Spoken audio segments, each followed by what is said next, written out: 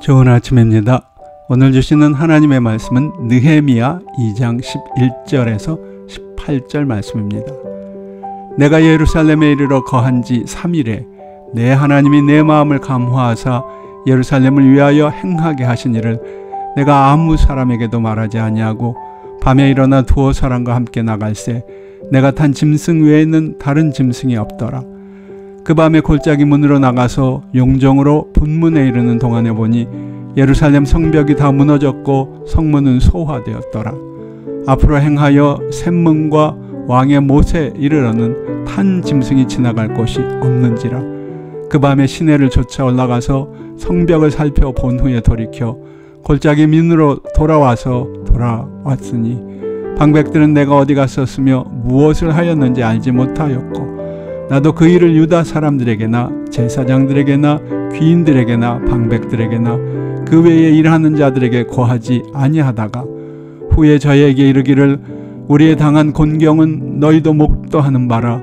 예루살렘이 황무하고 성문이 소화되었으니 자 예루살렘을 중건하여 다시 수치를 받지 말자 하고 또 저희에게 하나님의 선한 손이 나를 도우신 일과 왕이 내게 이른 말씀을 고하였더니 저희의 말이 일어나 건축하자 하고 모두 힘을 내어 이 선한 일을 하려 하매. 오늘의 제목은 기적이 아닌 기적입니다. 하나님의 사람들은 성령의 역사를 믿습니다.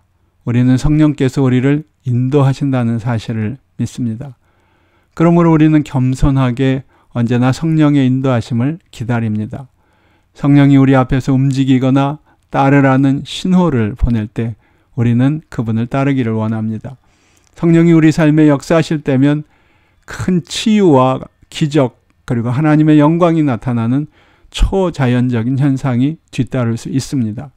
우리는 족장, 구약의 선지자, 신약의 사도들의 삶에서 이미 그런 성령의 초자연적인 역사를 목격했습니다. 그러나 하나님의 역사나 성령의 역사는 반드시 초자연적인 것이어야만 하는 것일까요? 그 질문에 대한 답은 두말할 여지 없이 아니오입니다. 하나님은 초자연적을 기적을 주시는 것보다 더 많은 일을 자연적인 과정을 통해서 하십니다. 성령은 초자연적인 역사만 하시는 것이 아니라 자연적인 과정을 통해 역사하십니다. 즉 하나님의 영은 스스로 초자연적인 기적을 베푸시기도 하지만 더 많은 경우 성령의 조명하심이라고도 표현되듯이 우리가 하나님의 뜻을 알고 이해하고 그에 따라 행동할 수 있도록 도우시는 일을 하십니다. 하나님은 느헤미야의 삶에서도 초자연적인 기적을 많이 베푸셨습니다. 하나님의 영을 통해 느헤미야가 왕의 은총을 받도록 도우셨고요. 예루살렘으로 가는 위험한 여행 중에 그를 보호하시기도 했습니다. 또 앞으로도 하나님의 영은 느헤미야를 끊임없는 적들의 공격에서 구원하실 것입니다. 그러나 느헤미야의 사역에서 하나님과 성령의 더 큰 역할은 큰 기적보다는 자연적인 방법으로 그에게 지혜, 신중함, 인내와 믿음을 제공하는 것이었습니다. 우리는 오늘 본문에서 그러한 예를 볼 수 있습니다. 느헤미야는 하나님의 도움으로 예루살렘에 도착했습니다.